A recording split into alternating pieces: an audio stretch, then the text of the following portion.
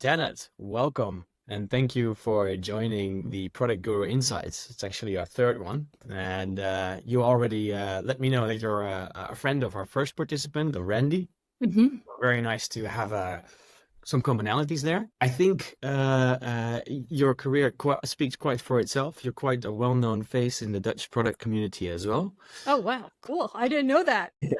And well, actually, after you were speaking on the Mind the Product Pandemonium conference in Amsterdam, me and the whole 25 Friday team, we actually were very delighted by your talk. As such, we thought who would be a next participant for the Guru series, and we immediately had to think about you. And yeah, so here we are Thank you. having a nice digital fireside chat about product Yes. management. And you're Yes. actually sitting in front of a fireplace, I think. So Yes, it is. A fake one, though. yeah, So it goes so with yeah, the digital world. exactly. So for those who did not see you on stage at Mind the Product Pandemonium, or more recently in the UK at Agile on the Beach, who is Janet Bumpas? Cool. So if you can't tell from this accent, I'm American. So I am from San Francisco, Silicon Valley, where I was a part of 3 different startups. One went public. One was acquired by eBay and PayPal back when they were one company. And one crashed and burned hard. So if you see me flinch, it will be probably scars left over from that one. And then I moved over to the Netherlands about 7, 8 years ago. I'm just taking my language tests now for permanent residency.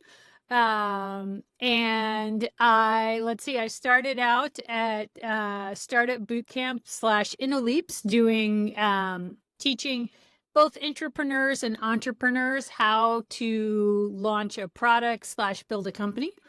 And then I went to another startup support organization, and now I'm an independent coach, advisor, and trainer, working with primarily scale-ups and big companies on all things product. Cool, cool. Well, you really fit the profile for our speakers and on the Product Guru Insights series. Guru is a strong term. I don't know if Yeah. I'm guru status. Guru status is like a couple layers ahead of me. Well, we were debating on using the term actually at all, but it's actually the right word for people that have a voice and an opinion in products, and they spread it. So yeah. Well, one of the things that you that we discussed that you would like to talk about from your perspective, actually, Mhm. is product vision. Yeah. Why is this one of the topics you want to talk about? Yeah, sure. So, I kind of believe the product vision is the heart of any great product company. It's the beating heart. It's kind of the view of where you want to be, like 5, 10 years in the future. Kind of what amazing customer experience can you deliver to the customer, right? And then everything seems to flow back from that. So that's our starting point. This is the what we want the customer experience to be like 5 years from now. Like, what problems do we want to solve, in what way? And then from that, we follow, well, what's our strategy? And our strategy is nothing more than a plan to get to our vision, right? And sometimes we have to do big detours because, we like to stay in business. So we might have to do some monetization or revenue generating activities, or fix our sales funnel, or, do a partnership that kind of takes us a little bit away from the vision. But we always kind of have in the back of our head, hey, that's where we want to go. And then we come out to, our metrics are just checking whether or not our strategy is working. And our strategy is our path to get to our vision. And, our roadmap is a way we communicate, hey, this is how we're going to be approaching the next, 16, 18 months, in our way to get to the vision. I don't know if you've ever seen, there's a video that Apple put out in, I think it was like 1987, called the Knowledge Navigator. You can Google it. And it is a vision of what Apple said, hey, this is what we think it's going to, like, the future is going to look like. And if you go all the way back to 1987, like, technology, I mean, at that point in time, like, the best video game, I think, was Zelda 2, and it's like all bit graphics. Like it's really like chunky graphics. It's not anything like the video games are today. We were doing DVDs were just taking off.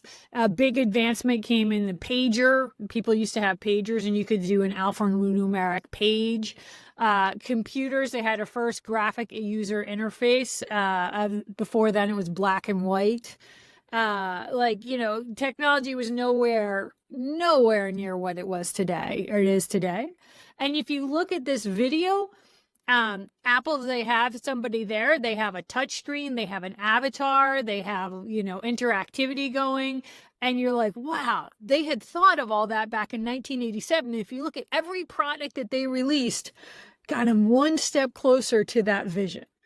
Now, a 30, whatever that is, 5-7 year vision, like that's wow, that's far out. It's really, really hard to predict what the world's going to be like in 35 years. Yeah. But in 2 to 5 years, you could have a pretty good estimate. And so that's kind of why I love product visions. It's kind of, where do you want to be? Yeah. So do you expect that a company like Apple, and the example that you just gave, actually hires scenario planners, story writers, maybe even screenplay writers to think of scenarios? Yeah, so it's funny because so when I do product visions, I like them to be visual, and the technique with a storyboard, kind of like a cartoon storyboard. And that technique was actually, we're getting into ancient history here, was pioneered by Walt Disney back in like when he made Snow White, and that was the first full-length animated feature film, cartoon film. And that was a bet the company move for Walt Disney. And, trying to do this massive undertaking to put out this huge project, right? And a full length feature, it was the first one. Like everybody started to spin out and get lost and like going in different directions. And, it was difficult. So Walt Disney came up and he said, we're going to do a storyboard. And he did a storyboard that was just like a simple way to walk us through where this future experience of the movie, what it would look like. And so in 2011, Airbnb saw that, and they were at that point in time trying to figure Airbnb, like they had like about 1 million nights under their belt. Like, so, they were not a full-on startup, but they were nothing like the behemoth that they are today. And they were trying to decide what's our next move. And, some people are like, hey, we should go into office spaces and do short-term office space rentals. Other people are like, hey, maybe it's mobile. And at this point in time, like, people didn't really have smartphones that much, right? Like, and so they said, we're going to borrow this technique from Walt Disney and we're going to create a storyboard.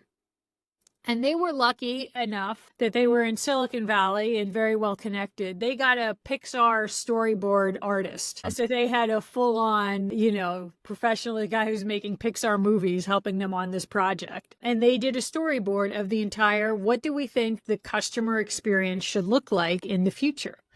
And it was through this process that they realized, oh my gosh, it's all about mobile. Because, right, you get to your Airbnb rental, it's like 10 p.m. You can't find the key lockbox. You can't get in the apartment, right? Like, what are you going to do? You're not at your desktop, right? You're going to get on your mobile phone and solve it. And so like, we need to be in mobile. And that's how they made the decision to go into mobile, right? Your strategy drops out from that vision.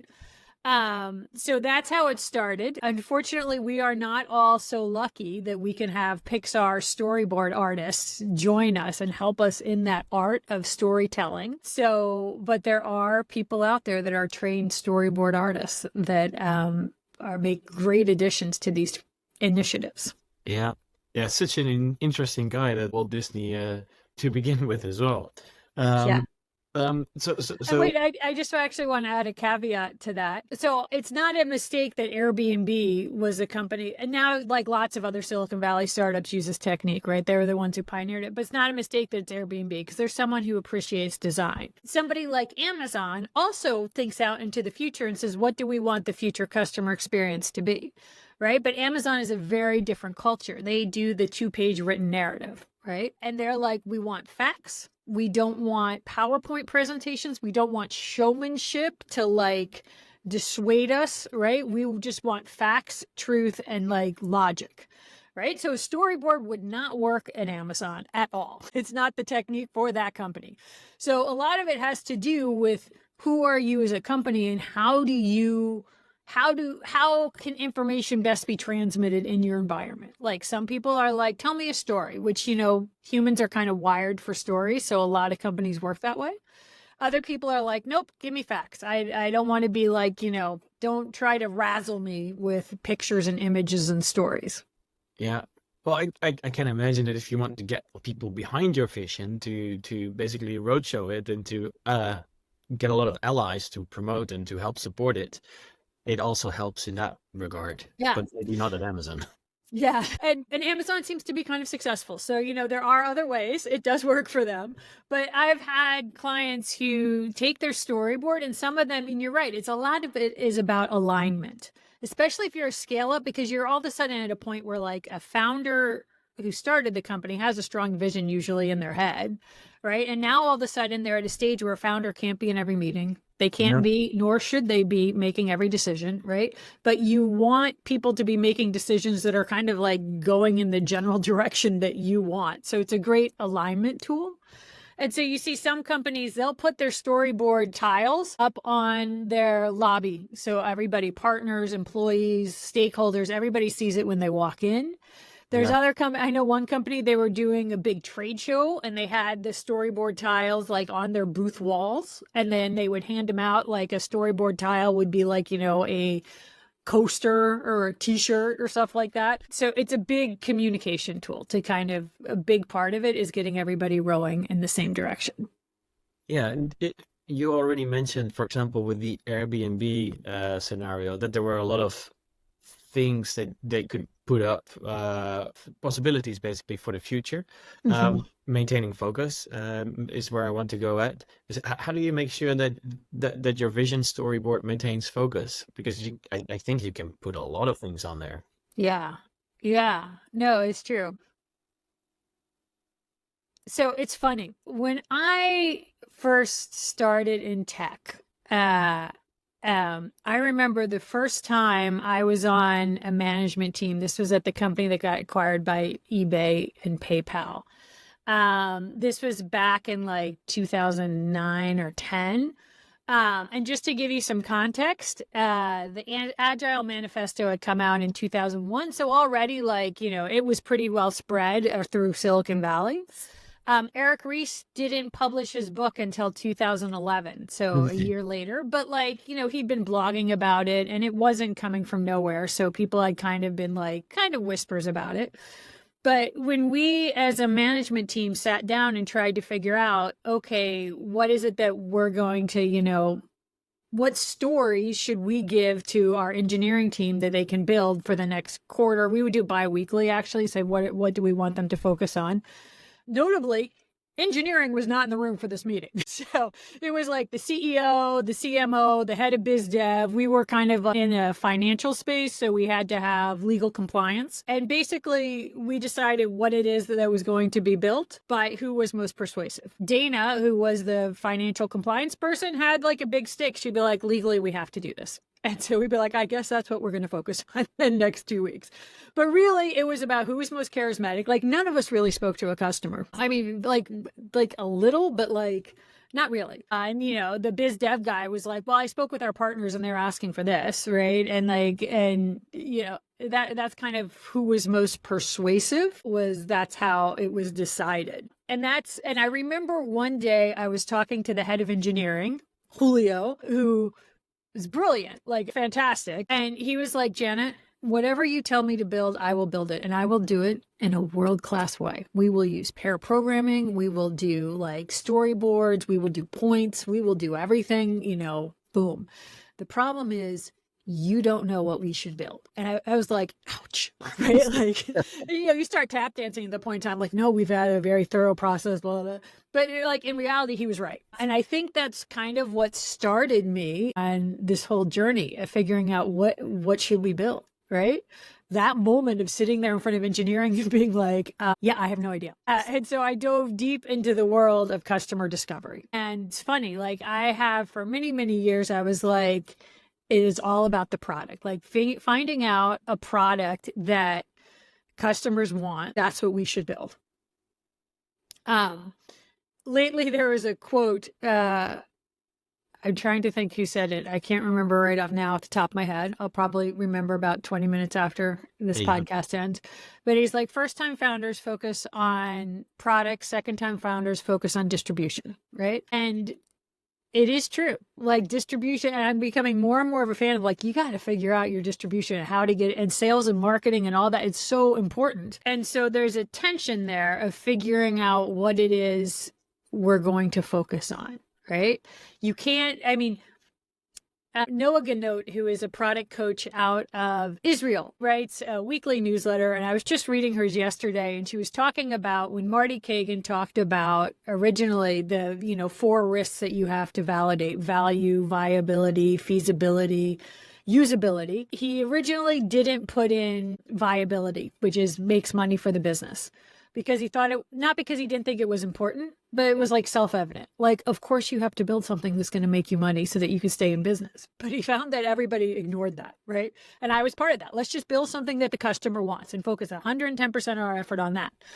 But you also have to balance it with, hey, let's make a product that does well by the business, and let's make one that works for distribution. So it is a never-ending balancing act and dance. Yeah. Yeah, it's funny that you end on that note. For me, it also feels like very natural, but maybe that's also because I have a business education. So if I know it, I'm schooled from a business perspective. Yeah. You don't need to have a business background in order to become a product manager. Right. But it is very Sadly enough, I'm an MBA and I still had to relearn that one. Slow learner sometimes. but you That's did good right. that you have that business sensibility, because that's one thing that, a lot of product people struggle with. Yeah. So you did learn a lot about this contextual part of doing business as well. And right now you help basically product people and companies with this space. So how do you make sure that the people that you coach and the clients and companies you partner with create that product vision that's on par with the quality that you would expect? Yeah. That is a good question. With a product vision, in some sense, like garbage in, garbage out. Like if you don't know your customers and you don't understand the market trends and you don't understand the technology and the industry and where things are going, like you could come up with some fanciful product vision that right, is nothing to do with reality and you have no shot of ever getting to, right? And it's not going to happen. So usually before I sit down with companies, we go through and I'm like, show me all your customer, like your personas, and, and we do an exercise of like, okay, companies get to choose, like, do you want to have your private product vision 5 years out, 7 years out, 10 years out, 2 years out? And a lot of that choice just depends on like how fast moving is your industry, like what's going on for you as a company. And so let's say the company says, we want it to be the year 2030. So I'm like, great. When we start our product vision process, someone from the company, like, let's have them do a little presentation. Like, what does the world look like in 2030? Like, give me some technology trends, some societal trends. Like, are we all underwater? Are we like on Mars? Like, what's going on in the world? Where do you think the world is going? And so we start with that grounding when we go into the process, to keep in our mind, like, okay, this is the year that we are thinking about. The further out you go, the more possibilities, like in the lower probability is you're going to get it right. Like it's harder to be further out. But so garbage in, garbage out. Like you have to really understand things. And for some companies, when they start this process, like they might not get to working on the product vision for like 3 months, because they'll start it and they're like, oh, we don't really have enough customer insights to actually understand this. And so they have to go do that. And it also depends on context. Like I have done this exercise with people who they're like, we actually don't know. We're just starting the journey, but we just wanted to brainstorm. Right. And so I can run them like through a 2-day process or like a half-day process. Where we kind of like shorten this down and just get them to start thinking like what is possible. And that's fine. Like that's useful, but like, let's not take that for reality, right? That's just like a brainstorming exercise, which is sometimes is very useful and needed. But going forward, if you're going to be like really making serious bets on this, like it should be data informed. So is that also the the most common pitfall in setting up product visions? Gosh, there are so many ways that you can, so many pitfalls. I Yeah. would say one that I can think of is, I was listening to a podcast recently where someone was talking about product visions, and it was like 4 different companies talking about their experiences. And one of them was a bunch of Wall Street bankers. And so the product vision process became very political, with everybody trying to craft it towards their part of the organization, taking the lion's share of the resources and being responsible in center stage, right? And like, if you're going to be political, like, I can't solve that with a product vision process, right? Like, and if that's how your organization is set up, where politics is going to play a part, and people come into, I mean, in any organization, people come into this, and if you see a product vision being developed where you're kind of irrelevant, that might trigger some defensive things in people. So we try to create it as a safe space as possible, and some of it is picking the people who are in the room doing the product vision. We have a core team and people who are people you check in with. But that core person who is in charge of it has to be someone who has enough clout and say in the organization to be able to push the agenda through. Because there may be some unhappy people. One of the things I've been noticing with the higher up you go in product, like we talk about product like, oh, it's all about building a great product the customers love and one that does well by the business, and we're all in that world. And sales and marketing come into executive meeting and be like, I will deliver you $1 million in revenue next quarter if we do this, this, and this. And product's like, yes, but my customer vision, right? And like, thrown out the window. So you have to be able to play in the game, right? And you have to be able to translate why we're building this product into revenue that's going to be delivered to the company, so you can sit in that C-suite game and talk the language of business, and fight for your perspective, because everybody else is not just going to roll over and say, oh, well, product made a cute little storyboard, so let's do that. Yeah, I think that's also very contextual, based on the type of organization, the type of product. But yeah, the classic chasm with sales, I would almost see Yeah. here. And I kind of like working with scale ups where you get the CEO in the room and like 10 people in the room, and that's everybody who needs to make a decision, right? Yeah. And the CEO is standing in the room. That is a wonderful situation to be in. So Yeah. in those type of situations, with 10 people in the room, what do you think and what do you see who owns the vision? So it goes back to like what size company is it? If it's a scale up, it's the CEO.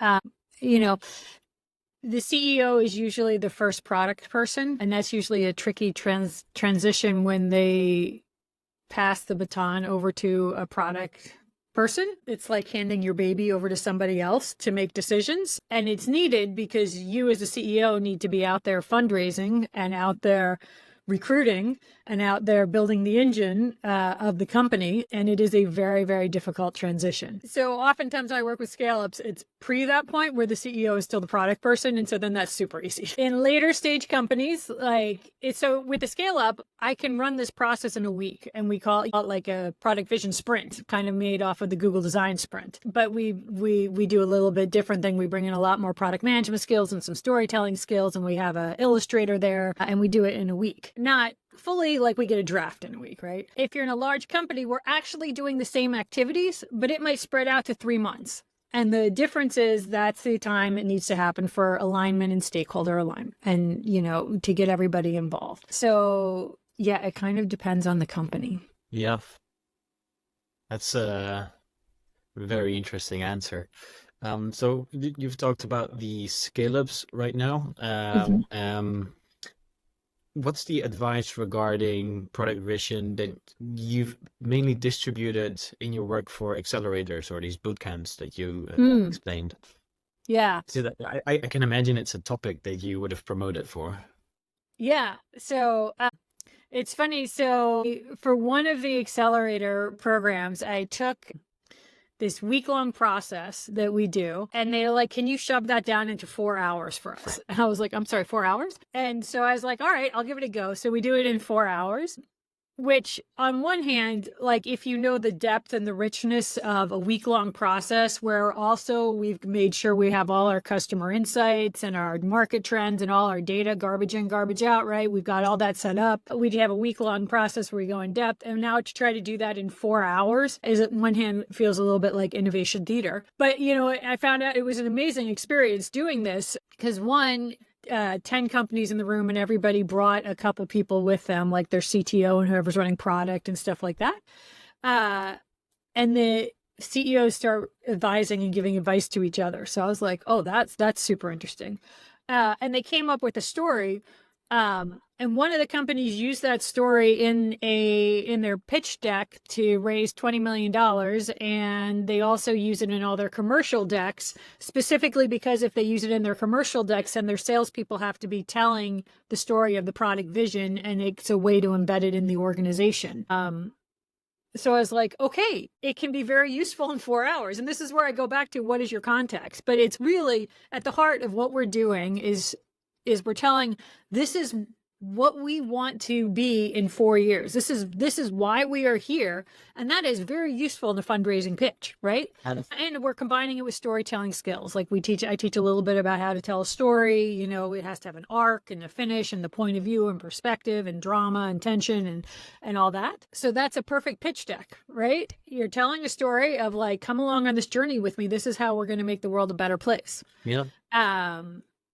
And for pitch deck, you don't really have to have deep customer research as when you're building something. Exactly. One of my favorite storytelling resources is a guy named Andy Raskin, and he is out of San Francisco, and he's an independent coach. He calls it strategic storytelling. And so he has a whole method that you start off with. Usually, like when people start off with their pitch deck, they're talking, you have your hero and your villain, right? And the hero is your product that helps you take out the villain, which is whatever problem the customer is facing. He has a different approach where he talks about, the first thing is saying the world has changed. Right? There is a shift that goes out there in the world that has nothing to do with the company. Like, a shift can be environmental, it can be technology, it can be political, it can be regulatory. And you as a customer or you as a company, you need to take advantage of this shift, right? And you are going to help customers exist in this new world with your product. And so it's a slightly different take on how to tell a story. I think I just did a terrible job of explaining it right there. But now when I teach companies how to pitch as well, because that's another big part of being an accelerator, I often use strategic storytelling, that framework of saying, okay, what is the strategic shift that's happened in the world right now?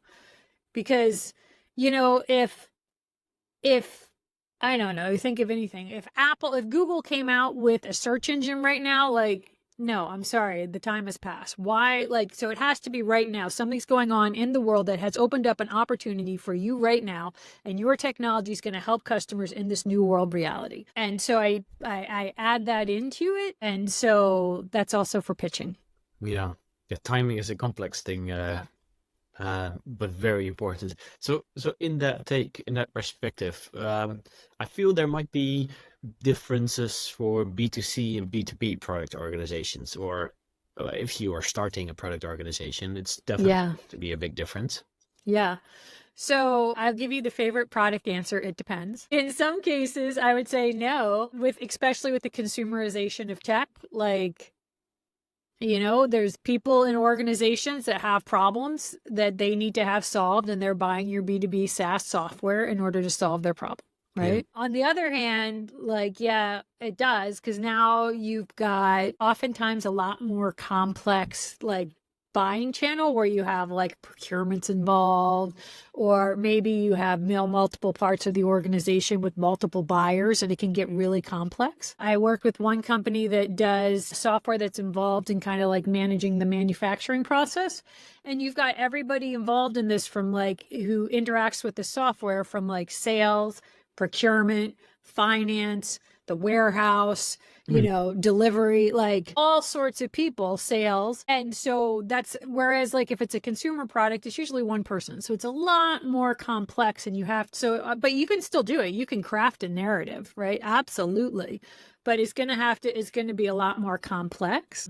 The other difference is now you've probably got an enterprise sales force that is powerful within the organization and are going to sell things that they can sell and make money with, right? So, and that might be different than your product vision. Exactly. So you've got a lot more complexity brought to the table. Yeah. But I still feel like it is a powerful tool. Yeah. Yeah, in that space, our previous speaker, Saeed Khan, he wrote some elaborate pieces on how to navigate the B2B product management sphere. And basically, I should read that. yeah, it's quite interesting. And he explains very eloquently why sometimes you have to do things for sales and why you should actually acknowledge that as just as way of life for products. And it's funny, like, I feel like sometimes being on the product side that people think I hate sales. I do not. I started my career in sales, right? And, they used to say like nothing happens until a product gets sold. Like, again, we go back to distribution is everything at the end. And so the way I look at it is how is a company deciding what we should build, right? And for a long time, for many companies, they're a sales-led company, where that means that the way we decide what we're going to build is sales comes in one day and be like, wow, I've got great news for the company. This is big. This is going to be big for the company. I just closed a client that's going to bring in a lot of revenue. But in order to make that happen, I promised the client that we would have like, a blue button, right? So you guys over there in engineering design, go build me that blue button. Right. Or we have some companies where it's management comes in and be like, listen, I was out to dinner last night with all our investors. We had a couple nice bottles of wine. We talked about the problem and we came up with the solution, and this is what we should build. Yeah. Right. So you guys over there in design engineering, go build me a purple button or whatever it is. And there are times and places where that is that's the best thing you should be doing. I'm going to argue in the long run, right, over like the model that says, hey, let's figure out what is our customer wanting and how can we make money with that, and start with a vision and then create a strategy in order to get to that vision, right? And then figure out what we're going to build in order to get our strategy to get to our vision is a more powerful model. Yep. Right. And depending on context, you could probably also fry more fish than just one big fish. Yeah. And, there's the wartime CEO where you're like, listen, we're going to be out of business in 6 months unless we do that. Like, yeah, you might want to do the other model. Yeah, absolutely. So, yeah, it depends. Yeah, it's a very, very interesting topic. We also thought it was so interesting that our next meetup, the 25 Friday Circles, is about sales. And basically the sales has a subtitle called Sales and Product, Can They Be Friends? So we're looking forward to organize this one with a sales panel as well. Yeah.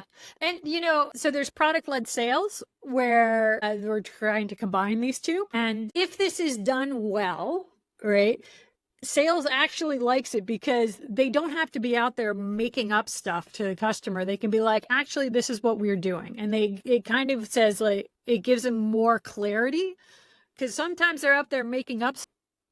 Yeah, which is not a very kind thing to say, but like, I understand it. Sales is a very hard job. Like, again, I started my career in sales. Like, it is hard, and you're on commission, at least in the US a lot of time, and you really you need to close a deal. But if you have that clarity about what is possible, it makes your job easier. And if you can do some product-led sales and take away kind of a lot of the edge cases, like a lot of the run-of-the-mill cases, and leave the salespeople to be doing the hard, like, we're going to go after this really big account thing, that's helpful as well. Yeah. And that's when a really good product vision comes quite handy, I guess. Yeah. Yeah. I just feel the difference in perspective for me is a salesperson when they're looking at it and they're talking to customers all day long and understanding customer needs, but their perspective is, what do we need to do to close this deal in the next 6 months? Whereas product is thinking, what do we need to do to crush the entire market in 2 years' time? Yeah. So, Which is actually also a sales perspective. yeah. Correct? Yeah. Yeah. So thanks for all these insights. I guess this is just one of the many things that you've took away in your long career in product. So as you've already explained, you have witnessed quite a lot of different scenarios in product, and yeah, I was just wondering, how did your product management approach evolve over years? Yeah. Um, So it's interesting. So when I started product management, or just, in Silicon Valley as a, young person, we didn't really talk it was before the lean startup. Like, we didn't really talk to customers, and it was just management people sitting around being like, I think we should build this. And actually, even before that, I worked in a lot of organizations where engineers were seen as not even second-class citizens, like third-class citizens, like monkeys that like sat, in the room and just like, oh, just tell engineering to go build that, right? And I think one of the interesting things with the rise of like Google and Facebook and these Silicon Valley companies is engineers came front and center. If you think about it, engineers are trained to solve problems under constraints. So they're often the best ideas of innovation. And it's been a shift from business people being like, hey, wait, I have an idea. Just go tell engineering to build this. And they would do this waterfall design where like 18 months later, they would do their first release and it would never work because the world changed in 18 months. And like the initial requirements were maybe not the right ones. And we learned stuff along the way. So, it's been that whole evolution to get us to where we are now. And so the product operating model, I think that's the current term for it. It used to be called being product led, but I think that scared everybody else. So they call it the product operating model, works on this principle. And it started in Silicon Valley and it spread from there. And there's still companies in Silicon Valley that are sales led or management led, or even some that are design led. There's all different varieties, but started there and spread out. And I find it interesting to look at how it spread around the globe. Like when it came to Europe, it came strongly to London. And that makes sense because if an American is there's a lot of traffic between London and the US, right? Like, and if American is going to come to Europe, biggest chances are going to London, right? They speak English. We grew up with stories of King Arthur, Princess Diana wedding. We stayed up late at night to watch that. Like that's kind of our image. And so London has a very strong scene with a lot of very good skills of people who are very good at this. There are other places where this thinking popped up, like Stockholm, and that kind of started around Spotify. And if you look at Spotify, the founder of Spotify, one had previously exited a company, so he had cash, which kind of let him say he could say back off to the VCs.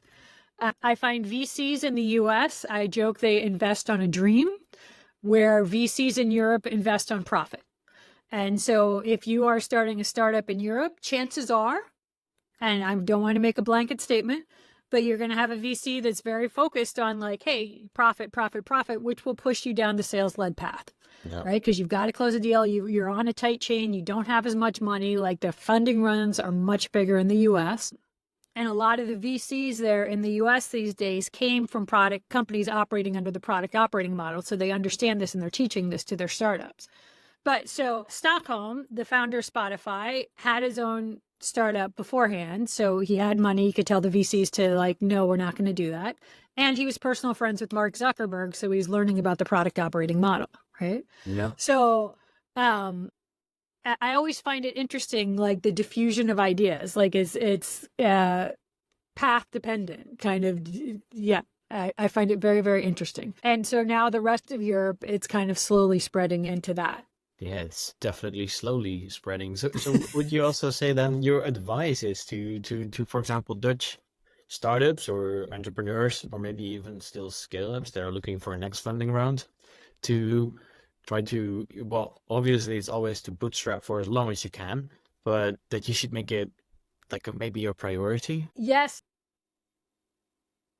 It's again, I'm sorry. I keep going back to it depends. Yeah. Yeah. I joke, I'm like, oh, I can help these companies build the product operating model. And if all the forces in the environment are against it and, they don't get funding from it and they go out of business, then that might not have been the smartest decision. So kind of like working with scale ups, because I feel like it's easier if you get in there early and build on a foundation of this, then that's easier than taking an organization that has worked from a previous model and doing the transformation into the product operating model. That is very, very difficult. Christian Iodori, I think I said his last name correctly, works at the Silicon Valley Product Group with Marty Kagan. And when he starts working with a CEO who's looking at making this transition, one of his questions is, what are you willing to change in order to make this successful? And if the answer is anything less than absolutely everything, he's like, you're not ready. Because it is hard. Yeah. It is a very different approach to thinking about things. So do you think the Dutch market is open for that type of radical change? I've noticed a shift in the last year or two. I don't know what it is. I don't know if you were at the Marty Kagan event that Product Tank had recently. Were you there? Yeah, at Jen. I think we're in the same room. I was so surprised. Like the tickets, you had to buy a ticket. It was free, but you just had to get a reservation. They had 200 spots. And it opened at tickets became available at like 6 p.m. on a Monday. And at like 6:01 already, they were sold out. And then there were people screaming like, I didn't get a ticket. This must have been because of bots. There were probably bots in there. No, it was just, he was super popular. So I was like, wow, that is a difference. 2 years ago, Marty Kagan offered a train the trainer for independent product coaches across Europe. And he took 50 people, 2 people from each country. That's how I know Randy. He was one of the people from the UK. And in the UK, it was very difficult to get into this training because it was a feeding frenzy. Everyone was throwing themselves at the door, but he wanted 2 people. I got in from the Netherlands and it was me and one other expat. So I don't know if it even hit the Dutch consciousness of the Dutch trainers or coaches or advisors at that point in time. But now it definitely is crossing people's radar. Yeah. So I think things are changing. Yeah. And I think also you're contributing to improving this, our small, hopefully, our small country's maturity in the product field. So you say hopefully, but how are you hoping for it? How are you trying to contribute to it?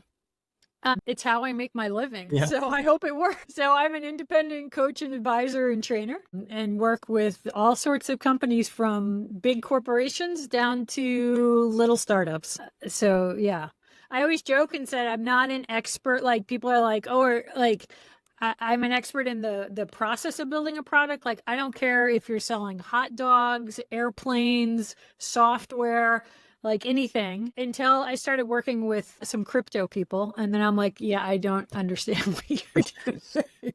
But Fair point. So I just work with companies to help them build better products. Cool. And how can these companies find you? How do you get in touch? Website, so janetbumpas.com. And I've been trying to post stories on LinkedIn at least once a week, but I'm not that good. Well, but I'm on LinkedIn. Yeah.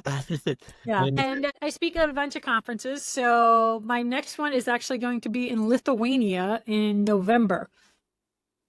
Talking about tech scene, by the way, Lithuania is quite amazing.